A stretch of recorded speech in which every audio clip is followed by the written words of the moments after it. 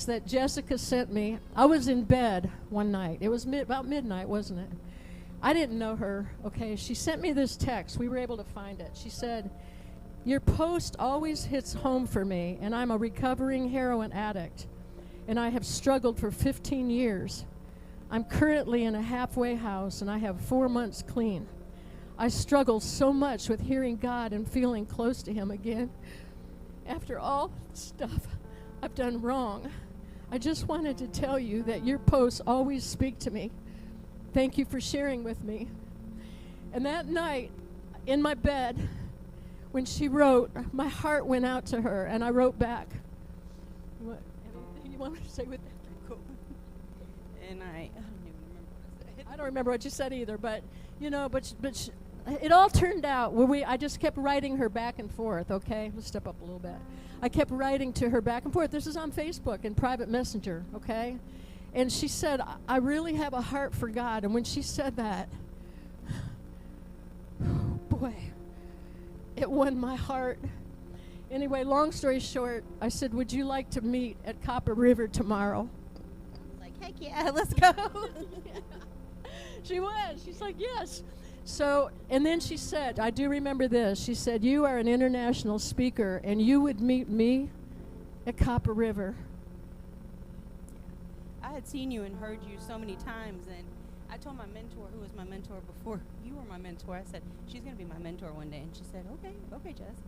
But when I met you, I was at the lowest part of my life, and that was in 2016. And through God and vision, you guys helped me get a home, and my prayers started changing, and I wanted that relationship like I saw that you had with the Lord.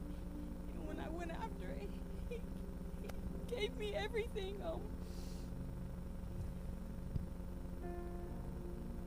I will tell you, she had her ups and downs, okay?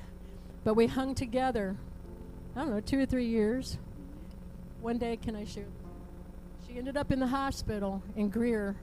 She had overdosed. And I went with a friend of mine. We went in, and she was laying in the bed. And the Lord gave me a very strong, hard word. I looked at her and I said, "Jessica, the Lord's saying you do this one more time, and Carol Gehring will be visiting you in your casket." And I never did it again. When I went into the hospital, I almost lost my arm because I had gotten a bad thing of heroin, and so I was just not going to make it almost by the time I got there when they put me under from the whatever they put me under with, and the heroin, I died like instantly, and they gave me something, and I came back, and I'll never forget. It was like God's hand. It was like it was there, and He was like, "You're either going to take it or you're not." And God, I'm so glad I took it, because at 43 He gave me the best gift of being a mom.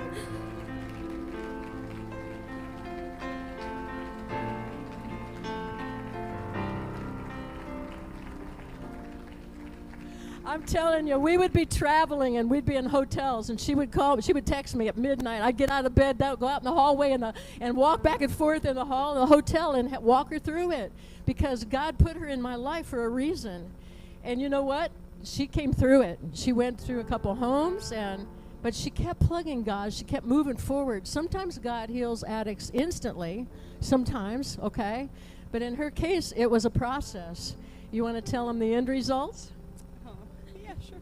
The end result was, so that time that I relapsed, I was like, I got to get somewhere, and I got to get serious about God. And I went to Faith's home, and I stayed on staff for a year. And when I left, I said, "Okay, God, like, this is who I am. This is what I'm going to be." I said, "But can there just be 3 things that I have? And can I have a dog, a husband, and then a child? And it doesn't have to be mine." And so I went to live with my parents, and I got the dog. Well, 3 months later, I got the husband, and then, come here, baby.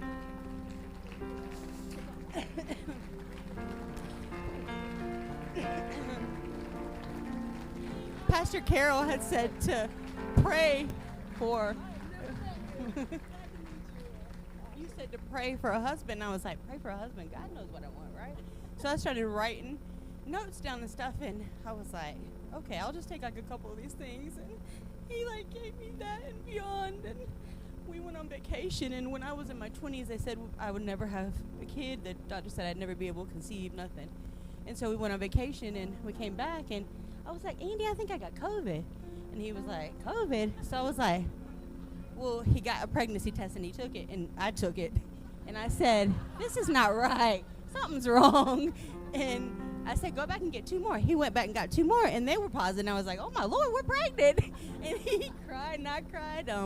We went to the doctor, and the first time we were like 8 weeks, and she said, well, don't get your hopes up. And we walked out, and I said, that's a lie. God gave me this, and he's not going to take it from me, and he didn't.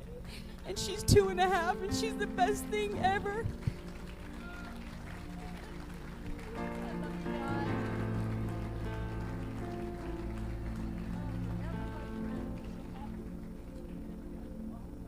What a testimony, huh? Thank you, Jessica. And thank you, too. We love you guys. Whoa, this is amazing. Now,